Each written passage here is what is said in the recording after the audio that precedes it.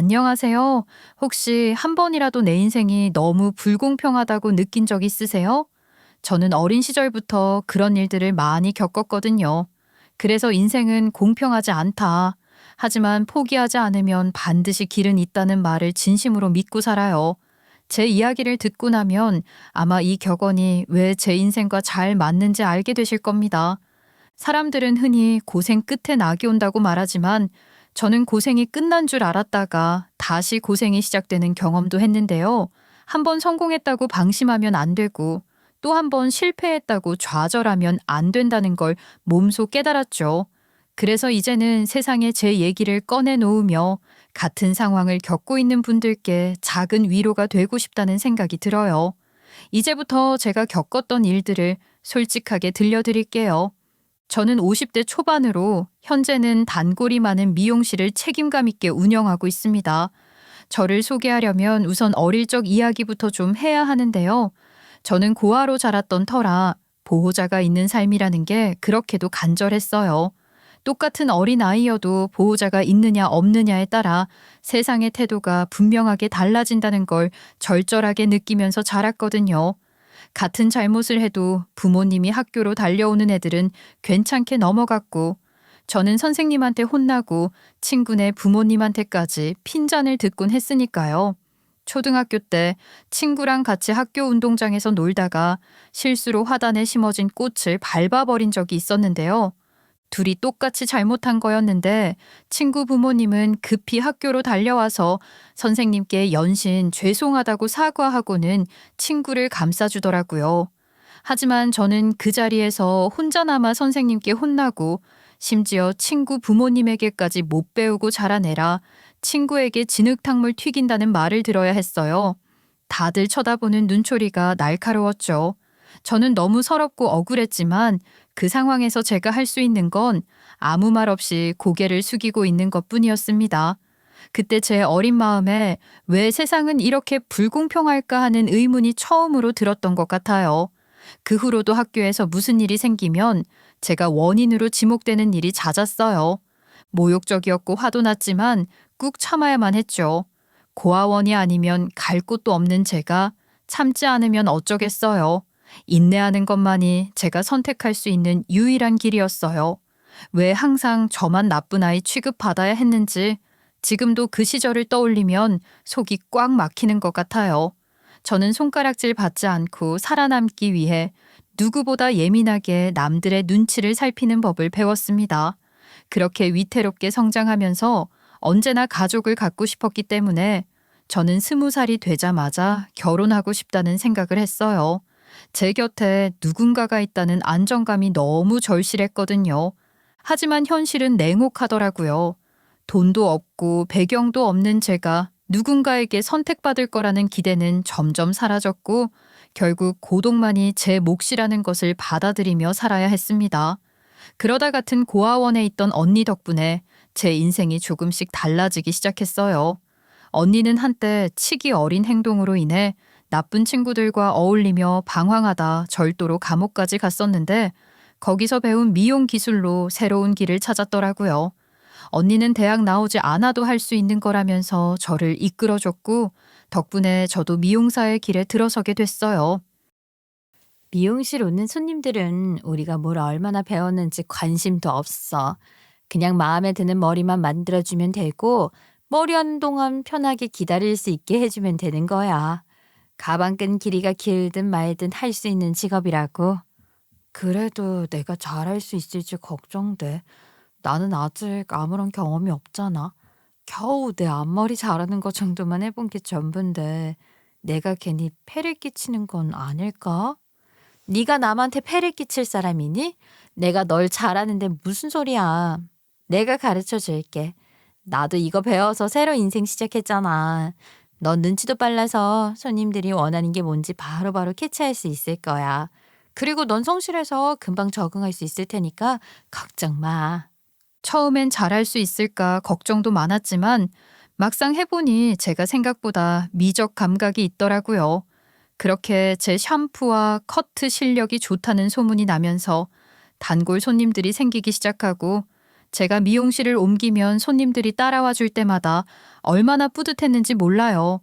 손님 중 한 분은 제가 예전에 다니던 미용실에서 제 서비스를 받아보고는 다른 곳에서는 만족할 수 없겠다며 저를 찾아다녔다고 하시더라고요. 지금은 세월이 흘러 제가 미용실 원장을 맡고 있고 그때 도움을 줬던 언니는 직원으로 알바를 하고 있어요. 언니는 완전히 갱생해서 지금은 교회에 열심히 다니고 봉사활동도 꾸준히 하며 살고 있답니다. 한 번은 언니가 교회에서 만난 어르신들에게 무료로 커트를 해드리자고 제안해서 저희 둘이 미용실 문 닫고 교회에 가서 커트를 해드렸던 적도 있어요. 그 어르신들이 저희 손을 꼭 붙잡고 고맙다고 하실 때 얼마나 뿌듯하고 가슴이 찡하던지 그 순간이 아직도 잊히질 않아요. 제가 벼랑 끝에 몰려서 선택한 일이 천직이었다는 게 인생은 알 수 없는 것 같네요. 아무도 제가 어떤 마음가짐으로 머리를 하는지 관심 없겠지만 저는 손님들의 기분 전환에 최선을 다하며 자부심을 갖고 미용사로 근무 중이에요. 아무튼 그 당시에 저는 인생에서 가장 밝은 순간을 맞이해서 미용사로 활발하게 활동했는데요. 어느 날 제 또래로 보이는 남자 손님이 미용실에 들어왔어요. 보통 남자 손님들은 이발소로 가니까 이상하다고 생각했죠. 그런데 그 남자 손님은 수줍게 웃으면서 샴푸가 시원하다고 해서 왔다고 하더라고요. 저는 단골 손님의 소개로 온 줄 알고 실망시키면 안 된다는 생각에 더욱 정성을 다했습니다. 그러고 나서 머리를 다 하고 계산을 할 때 저에게 명함을 하나 주는 거예요. 사실은요, 머리 받으러 온 게 아닙니다. 지난번에 우연히 상가 앞에서 얼굴을 봤는데 너무 아름다우시더라고요. 밤에 자려는데 자꾸 얼굴이 아른거리는 게 반해서 온 겁니다. 가깝게 지내고 싶고 잘해보고 싶어요. 아니, 그냥 머리하러 오신 줄 알았는데 조금 당황스럽네요. 알고 지내던 분도 아니라서 이런 말씀을 하실 줄은 몰랐거든요. 죄송해요. 갑작스러우셨죠? 근데 진짜 마음을 전하고 싶었어요. 이런 기회 아니면 용기가 안 날 것 같았거든요. 바깥에서 밥 한 번 먹으면서 이야기 나눠봤으면 좋겠습니다. 제가 어떤 사람인지 천천히 소개해 드릴게요. 아이 참 너무 당황스럽긴 한데요. 그렇다고 기분이 막 나쁘지는 않네요 또. 알겠습니다. 명함 잘 받아둘게요. 그럼 맛있는 밥 사주셔야 해요. 그러면서 명함을 읽어봤는데 명함에는 작은 회사의 사장이라고 써 있더라고요. 순간 저에게 찾아온 인연이 맞나 싶어서 어안이 벙벙했지만 솔직히 진지한 태도와 눈빛이 제 마음을 흔들었습니다. 워낙 사람의 온기가 너무도 고팠던 저였고 그 남자도 마음에 들었기 때문에 망설임 없이 연락을 주고 받기로 했어요. 다만 교제하기로 마음먹기까지는 조금 조심스러웠죠. 이런 경험 자체가 처음이었고 또 부모 없는 티가 난다는 말을 듣게 될까봐 사람들과 막 스스럼 없이 어울리기는 마음의 준비가 필요했거든요. 그런데 남자는 약속 시간마다 꽃 한 송이를 들고 나타나면서 저에게 정성을 기울이더라고요. 꽃을 보니 제가 생각났다고 하면서 예쁘고 강인한 느낌이 난다고 했어요. 그런 말을 들으니 부끄럽기도 하고 한편으론 설레기도 하더군요. 또 어느 날은 제가 예약으로 바빠서 저녁 약속을 취소해야 할 상황이었는데 마음 상하는 기색 없이 미용실 근처로 와서 저를 기다리며 집에 데려다 주겠다고 하는 거예요. 그런 세심한 배려에 제가 점점 더 마음을 열게 될 수밖에 없었죠. 결국 그 따뜻함에 이끌려 저는 교제를 결심하게 되었답니다. 그렇게 남자친구는 연애를 시작하고도 변함없이 저를 살뜰히 챙겨줬어요. 항상 저를 데리러 오고 점심 도시락까지 다정하게 싸오더라고요. 처음엔 너무 따뜻한 모습에 그저 감동할 뿐이었는데 서서히 시간이 지나면서 조금 이상하다는 생각이 들었어요. 아무리 사장이라 시간을 자유롭게 쓴다고 해도 사회생활하고 일하는 사람이 이렇게까지 저랑 오래 자주 함께 있을 수 있나 싶었던 거예요. 저는 이런 의문이 지워지지 않아서 결국 직접 물어보게 되었습니다. 남자친구는 민망해하면서도 진중하게 말을 꺼내기 시작했죠. 그런데 당신 이렇게 저랑 데이트를 많이 해도 되는 거예요? 아무리 밑에 직원들이 있다고 해도 당신이 회사 돌아가는 상황도 파악하고 결정도 해야 하잖아요. 진짜 일하는 거 맞아요? 어떻게 이렇게 시간이 많은 거예요? 아, 그게 궁금했어요. 제가 사실은 아직 회사를 운영하는 건 아니고요. 명함만 미리 제작해 둔 거였어요. 꿈을 위해 달리고 있기 때문에 언젠간 반드시 이룰 거라는 각오로 만든 거죠. 그때 명함을 줬던 건 제가 회사 사장이라고 속여 먹으려던 게 아니라 번호 주고 싶어서 건넸던 거예요. 오해하고 있을 줄은 몰랐네요. 미안해요. 아, 아니에요. 진작 물어볼 걸 그랬나 봐요, 그럼. 그러고 보니 당신 입으로 직접 회사 사장이라고 설명하지는 않았으니까요. 오히려 꿈을 갖고 꼭 이루어내겠다는 각오가 있는 게 너무 멋있는데요. 회사에 다녀보긴 했었는데 누군가 밑에서 일하는 게 제 성격이랑 맞진 않더라고요. 그래서 더 늦기 전에 도전해보려고 나왔어요. 모아뒀던 돈으로 버티면서 아이디어 구체화하고 있는 거죠. 솔직히 처음엔 명함만 미리 만들어뒀다는 대답이 당황스러웠습니다. 하지만 남자친구의 눈빛은 흔들리지 않았고 정말 반짝였어요. 남자친구는 젊어서 고생은 사서도 한다는 얘기를 꺼내면서 부딪혀 볼 수 있을 때 다 해보고 싶다고 하더라고요. 그 열정에 제 마음도 두근거리는 느낌이었죠. 남자친구는 실패하면 다시 취직을 준비하면 되는 거고, 한 번쯤은 인생에서 자기가 원하는 일을 해보는 게 중요하다고 하더군요. 그리고 본인이 진짜 원하는 게 뭔지 찾아보는 게 지금 해야 할 일이라고 했어요. 저는 큰 열망이 있기보다는 주어진 상황에서 최선을 찾으며 적응하고 살았기 때문에 남자친구의 용기가 너무나 멋지게 느껴졌습니다. 그래서 저도 열심히 도와줄 테니 포기하지 말고 최선을 다해보라고 응원해주기로 약속했어요. 저에게는 이게 그냥 남자친구 기분 좋으라고 건넨 대답이 아니었고 한치의 거짓 없는 진심이었죠. 그때부터 저는 물심양면으로 남자친구를 지원하기 시작했어요. 데이트 비용은 제가 부담했고 미용실에서 모은 돈으로 남자친의 사업 아이디어를 조금씩 도와주기도 했죠. 한 번은 남자친구의 아이디어를 듣고 사업하시는 제 손님들에게 살짝 물어본 적도 있었는데 손님들이 긍정적인 반응을 보여주면서 격려해 주더라고요. 그런 작은 반응 하나하나가 남자친구에게는 큰 힘이 됐어요. 또 한 번은 미용실에서 밤늦게까지 일을 하고 있는데 남자친구가 직접 만든 샘플 제품을 들고 와서 보여주며 기뻐했던 기억이 나요. 물론 이렇게 희망을 품다가도 금방 현실적인 벽에 부딪혀서 실망하기도 했지만 그래도 조금씩 남자친구가 꿈에 가까워지는 모습을 보면서 저도 덩달아 뿌듯했습니다. 그러던 어느 날 저는 임신을 했다는 사실을 알게 되었고 남자친구에게 조심스럽게 이 소식을 전했어요. 아직 남자친구가 자리 잡지 못한 상태라서 반응을 걱정했는데 예상과 달리 너무 기뻐하며 저를 꼭 안아주더군요. 본인이 더 열심히 해서 하루빨리 가장 역할을 할 수 있도록 최선을 다하겠다고 약속해줬죠. 그렇게 우리는 시댁으로 결혼 허락을 받으러 갔습니다. 시어머니는 이미 제가 남자친구를 지원해주고 있다는 것을 알고 계셨고 복덩이 왔냐면서 저를 반갑게 맞아주셨어요. 고생이 많다면서 멋진 며느리감을 얻었다고 칭찬도 하셨죠. 그런데 남자친구가 제 정확한 인적사항에 대한 이야기는 말을 안 한 것 같더라고요. 제가 친정의 지원을 받아서 도운 게 아니라 혼자 미용실에서 번 돈을 모아 남자친구를 지원했다는 걸 아시고는 얼굴이 굳어지셨어요. 아니, 그럼 친정의 도움은 전혀 없다는 거야? 고생만 하면서 살아온 여자가 어떻게 좋은 아내가 되겠어? 분명히 우악스럽고 억척스러울 텐데 사랑도 받아본 경험도 없는 주제에 좋은 엄마가 될 수 있겠어? 사랑도 받아봐야 할 줄 아는 법이라고. 어머니, 그건 잘못 생각하시는 거예요. 제 여자친구는 누구보다 사랑이 많은 사람이라고요. 사랑하지 않았다면 말이 사업 준비지. 아니, 그냥 백수나 다름없는 저한테 이렇게 물심양면 도와주겠어요? 전 여자친구랑 있을 때 분명히 사랑받고 있다고 느끼고 있어요. 제가 지금 가장 사랑하는 사람이라고요. 아니야. 비슷한 인생을 살아왔던 사람끼리 만난 게 맞아. 둘이 서로 안 맞을 것 같은데 배 아직 많이 안 불렀을 때 애는 흘려보내고 각자 맞는 사람 찾아가는 게 낫지 않겠어? 팔자가 거친 사람하고 만났다가 너만 손해볼 거라고.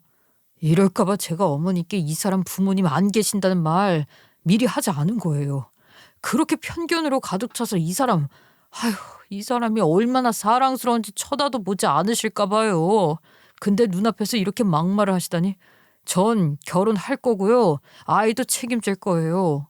그날 저는 시어머니의 가감없이 험한 말에 상처를 받았지만 남자친구가 제 편에서 칼같이 막아주는 모습에 참을 수 있었습니다. 거센 반대에도 끝까지 제 앞을 가로막고 서서 편을 들어주는데 눈물이 날 뻔했죠. 저는 이미 찾아온 새 생명을 떠나보낼 수 없었고 고아였기 때문에 아이에게 온전한 가정을 만들어줘야겠다는 다짐으로 결혼을 강행하기로 했어요. 남자친구는 제가 혹시나 시어머니 말씀대로 아이를 흘려보내고 헤어지자고 할까봐 두려웠다고 하더라고요. 본인만 믿어달라면서 저를 안아줬습니다. 그렇게 우리는 여러 사정으로 결혼식은 올리지 못했지만 웨딩 사진 촬영만으로도 충분했어요. 작은 스튜디오를 빌려서 둘만의 잊을 수 없이 특별한 시간을 보냈거든요.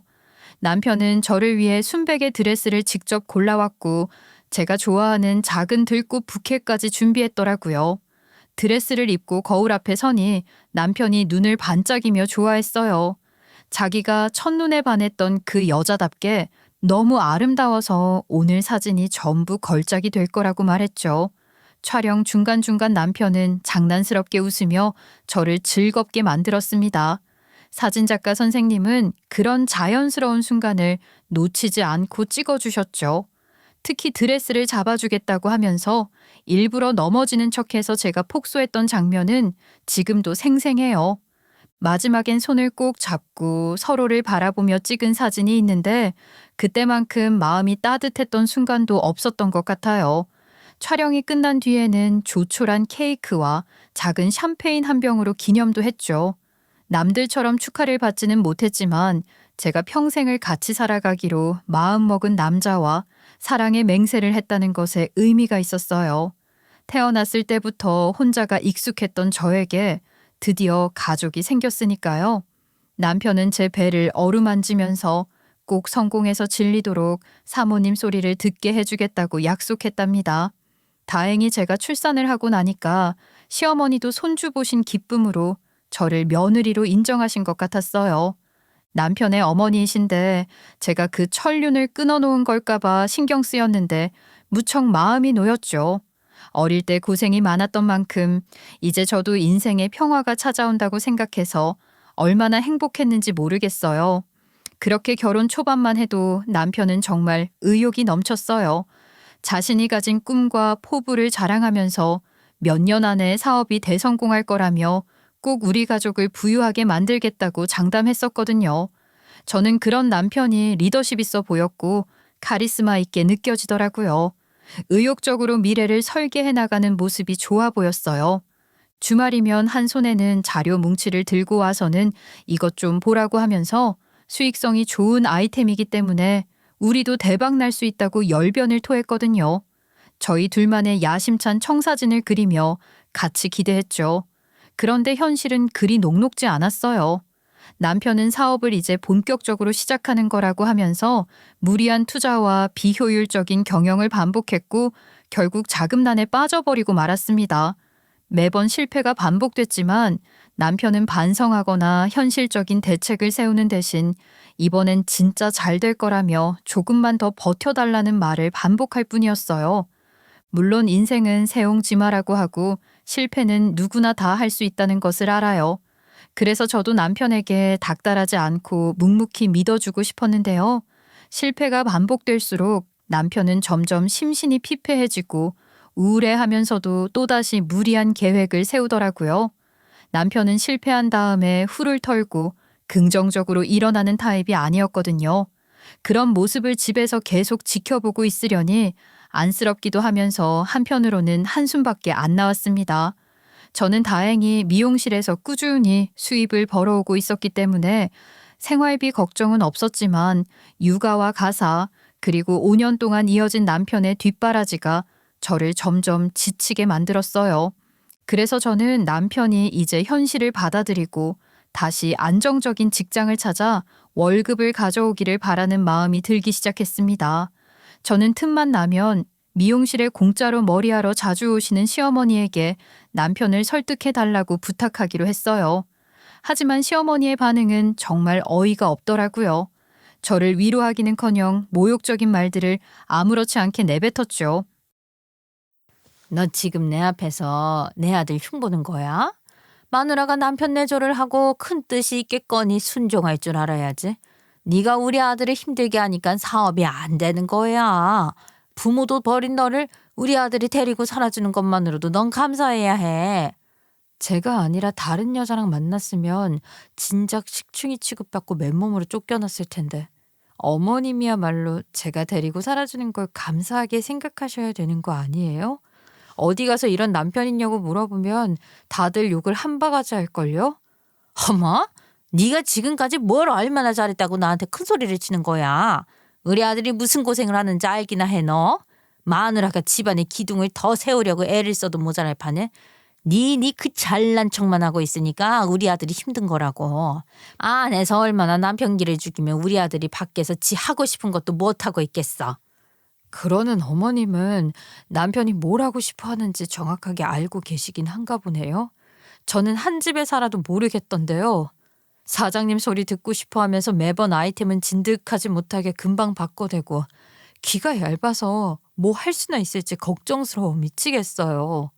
시어머니는 더 이상 대꾸할 말이 없었는지 소리를 지르며 빨리 머리나 볶으라고 소리쳤고 저는 억울한 마음을 꾹 참고 일을 계속해야 했습니다. 속에서 열불이 났지만 손님들 앞이라 차마 감정을 터뜨릴 수는 없었거든요. 그런데 저 대신에 고아원에서 함께 자란 언니가 은근히 복수를 해줬어요. 언니는 시어머니 머리를 감겨주면서 일부러 샴푸물이 눈에 들어가게 하고 중화제도 일부러 세게 타서 머리카락이 쑥쑥 빠지게 만든 거예요. 시어머니는 이게 뭐냐고 소리를 지르면서 손해배상을 각오하라고 발악하더라고요. 하지만 언니는 아랑곳하지 않고 그럼 아줌마가 여태 머리하고 돈 안 내고 간 건 무전취식이나 다름없지 않냐고 받아쳤습니다. 시어머니는 그냥 머리가 완성되고 나면 인사도 없이 당연히 돈 낼 필요도 없다는 듯이 나가버리곤 했거든요. 그렇게 언니가 손해배상하라는 말에도 겁먹지 않고 오히려 절도랑 사기로 신고하겠다고 하니 시어머니는 입을 꾹 다물었어요. 그러더니 드디어 그날은 정당한 값을 치르고 가더군요. 시어머니가 나가자마자 언니가 저에게 다 봤냐는 듯이 윙크를 하는데 제 속이 얼마나 시원했는지 몰라요. 다른 손님들도 며느리 어려운 줄 알아야 하는데 저렇게 진상처럼 구냐고 너무 잘했다면서 칭찬해 주더라고요. 그 사건 이후로 시어머니는 우리 미용실에 발도 붙이지 않았습니다. 진작 이렇게 될 줄 알았으면 더 일찍 언니를 나서게 했을 걸 싶었죠. 하지만 이런 상황 속에서도 저에게는 해결되지 못한 문제가 남아 있었는데요. 바로 남편이었어요. 사업 실패를 핑계로 마음 좀 풀고 와야겠다면서 미리 말도 없이 외박을 일삼더라고요. 스트레스가 많으니 바람도 좀 쐬고 친구들과 시간을 보내는 게 필요할 수도 있겠다 싶었지만 그 빈도가 점점 늘어나더니 이제는 주말마다 집에 들어오는 시간이 더 적어졌습니다. 저와 아이와 함께 시간을 보내는 대신 술 냄새를 풍기며 들어와 늦은 밤에 쓰러지듯 잠들고는 다음 날 늦게 일어나 다시 친구들과 약속을 나가는 걸 반복했어요. 화가 나면서도 저는 미용실에 출근하고 아이를 어린이집에 맡기느라 정신 없었기 때문에 남편이 들어와 있는 시간에 맞춰서 뭐라 말하기 어려웠죠.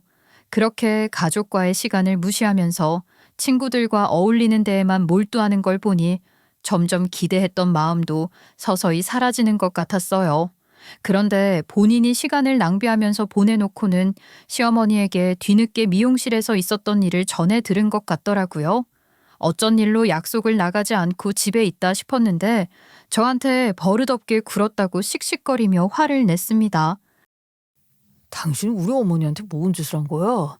우리 어머니 담당한 직원 당장 잘라야 하는 거 아니야? 우리 어머니 당신 가게 갔다가 수모를 당하고 오셨다고 우시던데.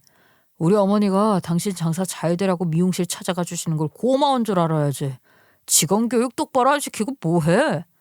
어머님이 나 잘 되라고 오시기는 손님들 사이에서 다 소문날 정도로 못 살게 구는 시어머니인데 이번에 오셨을 때 딱 한 번 결제하고 가셨어.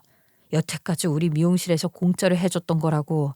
어머님보다 우리 직원 언니가 더 내 인생에 도움이 될걸? 뭐라고? 지금 말 다 했어? 겨우 미용실 하나 운영하면서 뭐 그렇게 잘났다고 큰 소리야, 큰 소리는.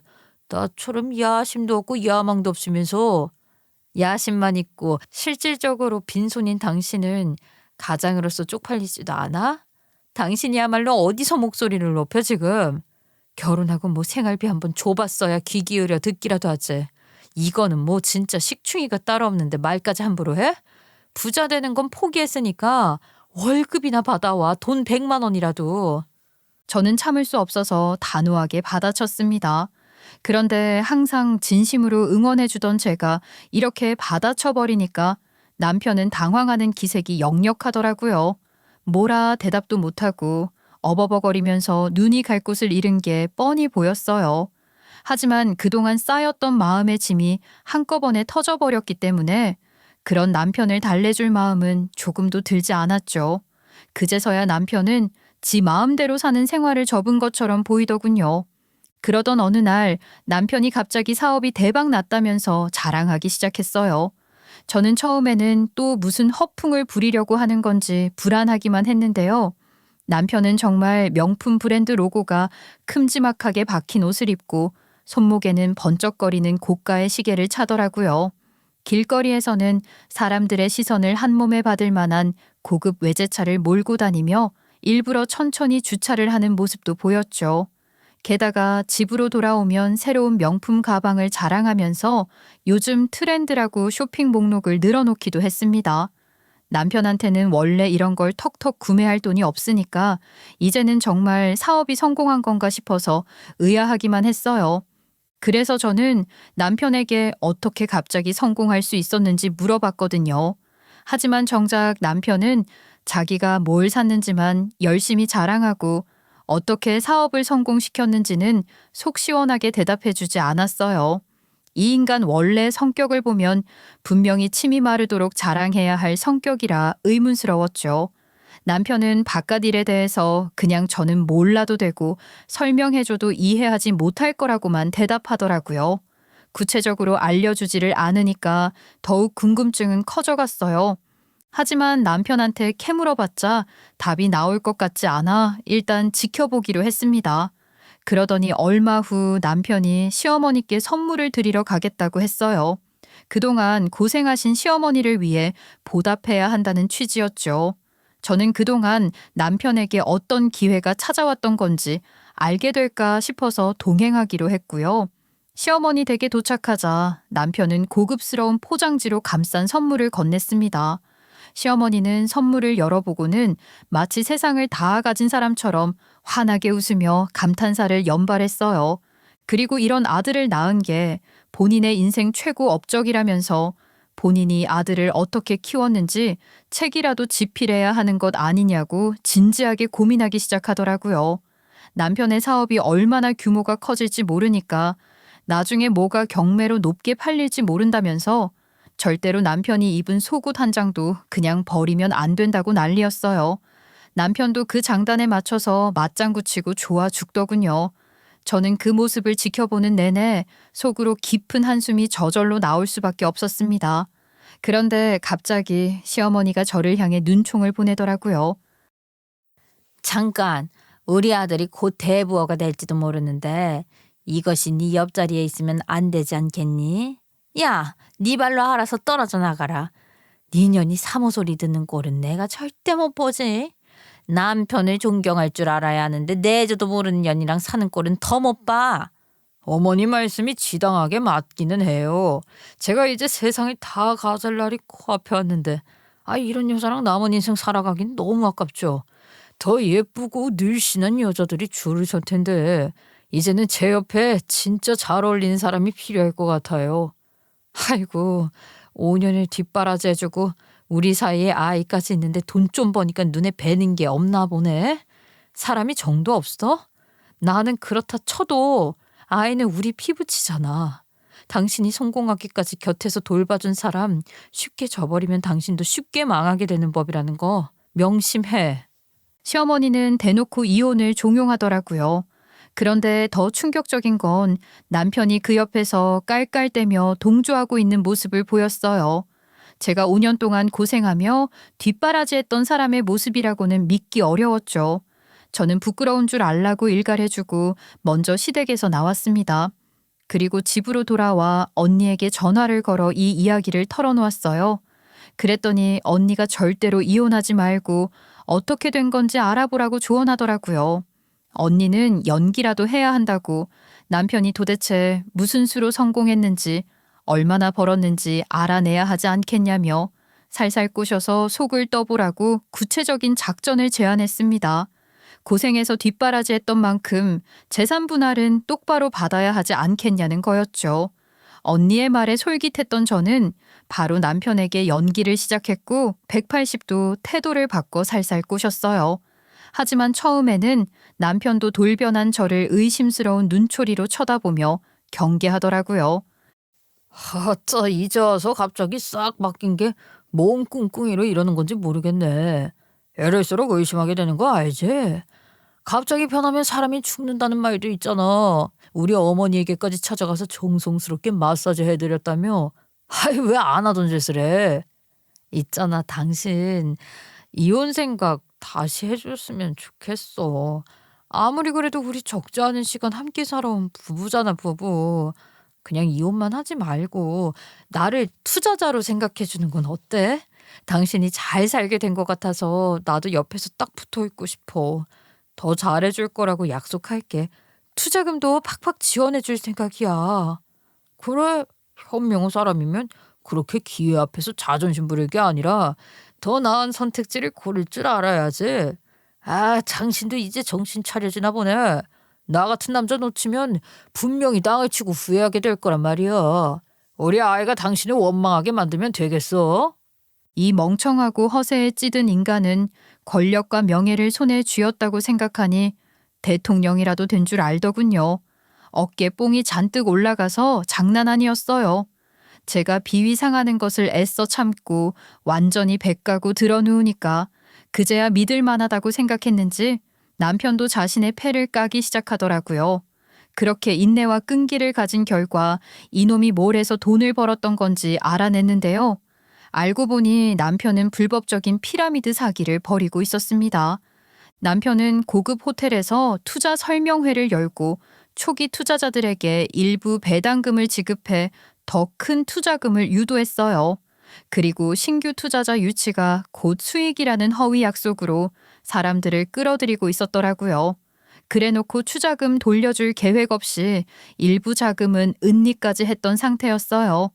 남편은 제품 판매가 아니라 신규 가입자 모집을 기반으로 지급했기 때문에 이건 명백한 불법이었습니다.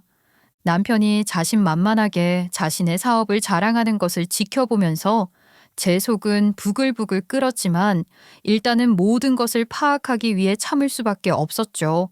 그러고 나서 저는 피해자들을 직접 찾아다니며 사실을 알리고 더 큰 피해를 입지 않도록 돕기 시작했어요. 하지만 처음에는 대부분의 사람들이 제 말을 믿지 않더라고요. 이미 남편의 허황된 말에 홀라당소가 넘어간 사람들이 대부분이었거든요. 오히려 제가 질투해서 남편을 방해하려는 거 아니냐는 말까지 들었어요. 그래도 포기하지 않고 계속 진실을 알리기 위해 노력했죠. 어떻게든 피해 규모를 줄이고 싶었거든요. 언니도 저를 도와 피해자들에게 사실을 전했고 특유의 직설적인 화법으로 사람들을 설득하는 데 큰 역할을 했어요. 덕분에 조금씩 상황이 풀리기 시작했고 피해자들이 저희의 폭로에 하나둘 귀 기울이기 시작하면서 남편의 사기 행각이 서서히 드러나기 시작했죠. 모든 과정이 쉽지는 않았지만 더 큰 피해를 막을 수 있었다는 생각에 저는 힘든 상황 속에서도 보람이 느껴지더라고요. 그렇게 투자자들은 남편이 주장했던 약속과 투자 내역, 계약서 등을 증거로 고소장을 제출했습니다. 그러고 나서 남편은 제가 그 모든 일을 피해자들에게 실토했다는 걸 알고 괴성을 지르며 울부짖고 본인 머리를 쥐어뜯기 시작했어요. 어떻게 그럴 수 있어? 부부 사이에 이게 말이 돼? 내가 돈 벌어오면 넙죽 받아서 고맙습니다 서방님 하고 고개나 조아릴 것이지. 이 배신자야. 내가 당신 믿고 패를 다 깐 거였는데 이렇게 뒤통수를 쳐? 나 사모 소리 듣게 하는 거 싫다면서 어머님이랑 같이 비웃고 깔깔거리더니 내가 의리를 지켜주기를 바랐나 보지? 나는 적게 벌어와도 떳떳한 돈을 받고 싶어. 세상에 남의 눈에 피눈물 쏟게 하면서 갈취해온 돈을 어떤 마누라가 받고 싶어 하겠니? 무슨 양심을 찾고 앉아있어. 그냥 돈만 벌어다 주면 감사합니다 한 거 아니냐고. 그렇게 큰 돈을 그냥 벌 수 있는 줄 알아? 이게 다 내 능력이었던 거란 말이야. 당신만 아니었으면 그 사람들 꿈에도 모르고 더 속아 넘어갔을 텐데. 아 진짜 아까워 죽겠네. 아직도 지은 죄는 반성 안 하고 들킨 것만 억울해 죽겠지? 당신이 내 아이의 아빠이기도 한데 어떻게 더 큰 죄를 짓도록 가만히 놔둘 수가 있겠니? 당신이 적을 만들수록 우리 아이한테도 그만큼 적이 생기는 거야. 남편은 더 이상 할 말이 없었는지 울면서 바닥에 주저앉더라고요. 그러더니 갑자기 자리에서 벌떡 일어나더니 시어머니에게 전화를 걸어서 고자질을 시작했습니다. 하지만 울며 불며 말하는 상황이라 시어머니가 도대체 무슨 상황인지 못 알아들으셨어요. 결국 시어머니는 왜 우리 소중한 아들이 우냐면서 저희 집까지 찾아오셨죠.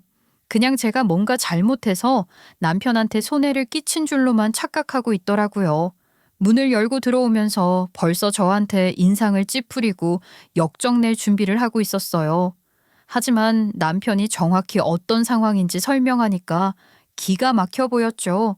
설마 그렇게 자랑스러워하던 아들이 남의 뒤통수 쳐가며 돈 벌고 있는 줄은 몰랐을 테니까요. 뒷목을 잡으면서 노여워하시더라고요. 어머니, 제가 이 모든 걸 다 준비해서 결국은 우리 가족을 잘 살게 하려고 했던 건데 저 사람이 다 망쳐버렸어요. 제가 돈 벌어오면 당연히 고마워해야 하는 게 맞잖아요. 근데 이렇게 다 폭로해버리고 뒤통수를 치다니 이게 말이 되냐고요. 아니 그게 무슨 소리야. 아우 미치겠다. 너는 네 남편이 이런 사고를 치고 있었는데 말리지는 않고 그동안 도대체 뭐 하고 있었던 거야? 네 남편이 바깥 나가서 뭐 하는지 진작 세심하게 살피고 말렸어야지. 지금 저 인간이 죄 지은 걸 저한테 책임 돌리시는 거예요? 저 인간을 낳고 기른 어머님도 몰랐던 걸 제가 어떻게 알겠어요? 그러는 어머님은 자식 잘못 키우신 건데 저보다 더 책임이 무겁지 않으세요? 시어머니는 차마 남편에게 타박하지는 못하고 저를 몰아붙이려고 했습니다. 제가 어이없어 하면서 바로 반박하니까 본인도 할 말 없었는지 그냥 말은 세수만 하더라고요. 그날 이후 저는 남편이 혼인관계를 유지하기 어려운 중대한 사유를 저질렀다고 판단해서 이혼 소송을 걸기로 했어요. 변호사를 통해 위자료 청구와 양육비 일괄 지급을 요구했는데 제가 이걸 선언하니까 시어머니는 소송이 여럿이면 남편이 어떻게 될까 봐 걱정하는 눈치더라고요. 본인이 주겠다면서 소송만은 말아달라고 법원에서 받을 수 있는 위자료보다 높게 부르길래 합의했어요. 그런데 전 남편은 의기양양하게 자기의 능력이라고 할 때는 언제고 투자자들에게 쫓기게 되니까 두려움에 떨더니 집 밖으로 나가는 것도 겁을 내더군요. 전 남편은 평소 즐겨가던 헬스장이나 카페는 물론이고 집 근처 편의점조차 나가지 못한댔어요. 하루 종일 창문 커튼을 꽉 닫아놓고 누군가 초인종이라도 누르면 침대 밑으로 기어들어가 숨으면서 설마 투자자들이 찾아온 거 아니냐면서 벌벌 떨고 있다고 했죠. 밤에는 불을 다 꺼놓고 핸드폰 화면도 최대한 어둡게 해서 겨우 메시지를 확인하는데 그마저도 누가 추적할까 봐 번호를 자주 바꾼다고 하더라고요. 그 와중에 저한테 전화를 걸어서 자기가 얼마나 힘들고 슬픈지 호소해서 알게 됐습니다. 당신이 사랑했던 남자가 이렇게 눈물나게 살고 있어. 당신 인생에 있었던 유일한 가족인데 나 불쌍하지 않아? 내가 생각해봤는데 당신 미용실 수입이 나쁘지 않으니까 그걸로 일단은 피해자들 입막음하면 어떨 것 같아? 딱이지? 당신이 벌인 일은 당신이 책임져. 내 유일한 가족은 무슨? 나한테 가족은 이제 우리 아이밖에 없고 당신은 아무것도 아니야. 당신이 감옥 가서 썩는다고 해도 나랑 상관없다고. 이혼까지 한 마당에 나한테 뭘 더 바라는 건지 모르겠네. 내가 정말 잘못했다. 이번에 당신이 용서해주고 도와주면 내가 진짜 일평생을 바쳐서 세상의 빚을 다 갚는다는 마음으로 착실하게 살아갈게. 이제 사장으로 살면서 떵떵거리고 싶은 욕심도 없고 취직 준비 열심히 해볼 거야. 당신이 원하던 게 이런 내 모습이잖아. 어? 이미 기회가 몇 번이나 있었는데 그거 다 스스로 던져놓고 이제 와서 내가 원하던 모습을 해주겠다는 게 뭔 의미가 있어. 당신은 그냥 얌전히 죗값을 치르는 게 최선이야. 아직도 남의 손 빌려 일을 해결하는 거 보면 아이고 정신 덜 차렸네 덜 차렸어. 아직도 제가 본인을 소중하게 생각해서 도와줄 거라는 믿음이 어이가 없었습니다. 그런데 이 착각은 전 남편만 하고 있는 게 아니더라고요. 전 시어머니도 저희 미용실을 찾아와서 저를 붙잡고 자기 아들을 살려달라며 싹싹 빌었어요. 피해자들이 제 설득은 듣지 않겠냐면서 소송 좀 어떻게 해달라더군요. 본인이 경솔했던 것 같다고 저 같은 며느리를 떠나보내게 된 게 너무 마음 아프다면서 재결합까지 권유했어요. 전 남편이 잘못한 거니까 전 남편이 책임지는 게 맞지 않냐고 딱 잘라서 거절해도 소용없더라고요. 제가 손님들이 듣게 될까봐 적극적으로 밀어내지 못하는 것을 알고 더 끈질기게 굴었죠. 그런데 제가 곤란해하는 상황을 파악한 언니가 다가와서 단호하게 끊어줬어요. 언니는 전 시어머니를 똑바로 쳐다보며 그동안 며느리에게 못된 말을 쏟아내놓고 이제 와서 살려달라고 하는 게 어딨냐고 쏘아붙였습니다. 전 시어머니가 어쩔 줄 몰라 하며 말을 더듬자 언니는 사람 속여서 번 돈으로 잘 살아보겠다고 설치다가 이렇게 된 거니까 아들 교육이나 똑바로 시키라고 일갈했어요. 그리고 영업방해로 신고당해 아들하고 같이 빨간 줄 한번 그어보겠냐고 하니까 그제야 얼굴이 새빨개지더니 아무 말도 못하고 고개를 떨군 채 돌아가더라고요. 그 모습을 보니 속이 다 시원했죠. 결국 전 남편과 시어머니는 소문까지 다 퍼져서 주변 지인들까지 모두 끊겼습니다. 명품과 고급차를 팔아가면서 피해자들에게 하나하나 개인적으로 연락해 돌려주겠다고 애원하면서 취하해달라며 어떻게든 소송의 규모를 줄이려고 애썼어요. 하지만 피해자들의 분노는 사그라들지 않았고 소용없었죠. 전 남편은 결국 징역형을 선고받아 감옥에 수감되었고 전 시어머니는 옥바라지를 하며 지내고 있습니다. 전 시어머니는 매주 수요일이면 어김없이 전 남편이 수감된 교도소로 향한다고 했고요. 교도소까지 가는 길이 버스로 2번의 환승이 필요한데도 꾸준히 다닌댔어요. 직접 전달이 불가능하다는 것을 아는데도 매번 도시락을 싸간다고 하더라고요. 전 남편이 교도소 내 매점에서 필요한 물건을 샀을 수 있도록 돈을 넣어주기 위해 고물을 주워다가 팔고 있댔죠. 엄청 애틋하게 편지를 주고 받는 것 같던데 이제 와서 이럴 게 아니라 진작 정신 차리고 살았어야 한다고 생각해요. 전 시어머니는 이렇게 옥바라지를 하며 아들의 억울함을 풀어주고 싶다는 마음뿐이라면서 주변 사람들에게 눈물로 호소하며 이야기를 퍼뜨리고 다닌다고 하더라고요. 그런데 누가 믿겠어요. 이미 여러 사람의 가슴에 생채기를 냈으면서 아직도 무죄를 주장하고 있다는 게 어처구니가 없었습니다. 제가 이 근황을 어떻게 알았냐면 전 시어머니가 어느 날 울면서 미용실로 전화를 걸어서 알게 됐어요.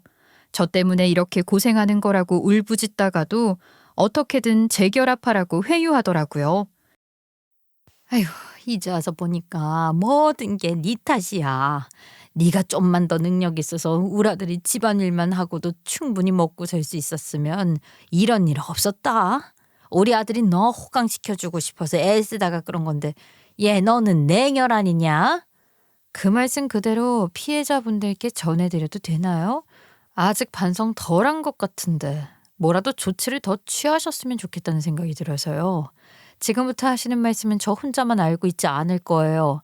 어디 더 말씀해 보실래요? 아이고 아니야. 사실은 내가 그 말하러 전화한 건 아니고 너를 다시 며느리로 맞이하고 싶어서 그런 거야. 아니 너 같은 애가 또 어디 있을까 싶어. 나 정말 반성 많이 했다. 우리 아들 출소하면 다시 같이 재결합해서 살아라. 아빠 없이 애 키우는 게 말이 되겠어? 제일 먼저 애도 불쌍하고. 아니 너도 의지할 곳이 필요하잖아. 남의 집 풍비박산 내가면서 돈 벌려고 한 아빠는 우리 애한테 필요 없거든요. 아줌마가 그렇게 자랑스럽게 여기던 아드님이 결국 남들한테 해코지하려고 했던 사람인 거잖아요. 저는요, 제 아이한테 떳떳한 엄마가 되기 위해서 그런 아빠 만들어주지 않을 거예요. 전 시어머니는 한동안 침묵하다가 전화기를 내려놓으셨고 더는 연락이 없었어요. 그러고 나서 제가 피해자들 몇 분을 다시 찾아가 보니 전 남편이 압류당한 재산으로 피해 보상을 받으셨다고 하더라고요. 하지만 전액을 돌려받지는 못하셨다며 아쉬움을 드러내셨죠. 사실 제가 잘못한 건 아니지만 그 말씀을 들으니 마음이 너무 아팠습니다. 그래서 제가 대신 평생 우리 미용실을 무료로 이용할 수 있게 해드리겠다고 약속했어요. 사소한 배려일지 몰라도 그분들은 진심으로 고마워하시더라고요. 그리고 저는 제 아이가 커가면서 자연스럽게 아빠가 어떤 사람인지 알게 되더라도 상처받지 않도록 열심히 키울 거예요. 전 남편이 못했던 부분을 제가 다 채워주고 아이에게는 제가 그 무엇보다 자랑스러운 엄마가 되도록 최선을 다할 생각이랍니다. 물론 부끄럽지 않은 엄마가 되는 게 가장 중요하겠죠. 언젠가 우리 아이가 어른이 되었을 때 엄마가 어떤 삶을 살아왔는지 이해하고 응원해줄 날이 오기를 기대하고 있어요. 지금은 유치원에 보내고 있는데 매일 아침 가방을 들고 신나게 뛰어나가는 모습을 보면 저도 덩달아 기운이 나요. 얼마 전에는 아이가 집에 와서 크레파스로 그린 그림을 보여주면서 엄마는 내 히어로라고 말해줬는데 눈물이 날 뻔했습니다. 저같이 보잘것없는 사람을 세상으로 여겨주고 사랑해주는데 얼마나 예쁜지 모르겠어요. 이건 팔불출 같은 말이지만 유치원 선생님들한테 아이가 칭찬도 정말 많이 받고 있어요. 얼마 전에는 담임 선생님이 직접 전화를 주셨는데요. 아이가 친구들과도 잘 지내고 다른 친구들이 어려워하는 걸 보면 먼저 다가가서 도와준다고 하시더라고요. 이런 마음씨 좋은 아이를 키우고 있는 저도 대단한 것 같다고 칭찬해 주셨어요. 아이 덕분에 저까지 좋은 말을 들으니까 마음이 뭉클했죠. 저는 어릴 때 선생님들께 눈총만 샀는데 나이 한참 먹고 아이 덕분에 따뜻한 시선을 느끼게 된 거였으니까요. 선생님께서 아이가 매일 웃으면서 등원하는 모습이 보기 좋다고 하셔서 제가 노력한 보람이 느껴졌어요. 저는 휴무일마다 아이와 손잡고 공원에 나가 피크닉을 하거나 집에서 함께 요리하면서 웃음소리가 끊이지 않는 일상이 정말 행복해요. 그리고 그동안 저를 도와준 언니에게도 정말 고마운 마음이 커요. 언니는 제게 지혜로운 방법을 알려주고 힘들 때마다 든든한 버팀목이 되어줬으니까요. 최근에는 언니와 함께 운영하는 미용실이 정말 잘 풀리면서 확장까지 하게 되었습니다. 새로운 미용실은 더 넓고 세련된 인테리어로 손님들에게도 좋은 반응을 얻고 있죠. 언니와 저는 확장 오픈 날 아침 일찍부터 미용실 앞에 서서 간판을 보며 감격스러워했어요.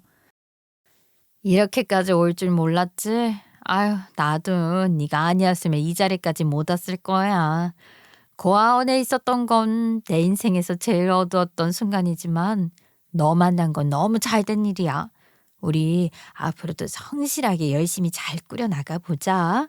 힘든 일이 있으면 언제든 기대. 응? 여기 어깨에 기대. 우리는 서로가 가족인 거니까. 언니야말로 내 인생의 등대였어. 앞으로도 우리 둘이 힘 합쳐서 더 멋지게 만들어보자. 나도 언니가 꼭 내 친자매같이 느껴져. 무슨 어려움이 있으면 언니부터 생각나고 조언 구해야겠다는 생각이 들거든. 그렇게 말해주니까 고마울 뿐이야. 솔직히 내가 절도로 감옥에 다녀오고 사람들이 나 손가락질하고 몰매줄 때 네가 너만 옆에 있어줬잖아. 그때 나는 네 덕에 살 수 있었다. 이번엔 내가 그 은혜 갚는 것 같아서 속이 다 시원하다. 언니 덕분에 내가 그놈의 범죄 행각을 밝혀낼 수 있었거든. 어찌 보면 언니는 세상 사람들한테 은혜를 갚은 셈이다. 피해자분들을 적극적으로 설득해줬잖아. 그리고 나한테는 정말 하나뿐인 은인이고 언니가 없었으면 나 진짜 아무것도 못하고 이혼당했을지도 몰라. 그렇게 언니와 저는 서로를 격려하며 더 나은 미래를 꿈꾸고 있습니다. 앞으로도 의지해 나가면서 큰 힘이 되어주자고 약속했어요. 지금 저는 미용실 운영에 집중하며 아이를 사랑으로 키우고 있어요. 그동안의 모든 경험이 저를 더 단단하게 만들어줬고, 이제는 어떤 어려움이 와도 흔들리지 않을 자신이 생겼거든요. 저를 짓밟으려 했던 사람들에게 당당히 맞서며 복수를 완성했으니, 이제는 저를 소중하게 생각해주는 사람들과의 평화롭고 행복한 삶을 찾아가려고요. 제 인생을 돌아보며 다시 꺼내놓는 일이 쉽지만은 않았지만, 이렇게 마음을 열어 말씀드릴 수 있어서 한편으로는 후련하기도 했습니다. 혹시 이 글을 읽고 공감하거나 작은 위로를 받으셨다면 그걸로 저는 더할 나위 없이 행복할 것 같아요. 사연을 들어주셔서 진심으로 감사드리며 모든 분들의 삶에도 밝은 빛이 함께하길 진심으로 바랄게요.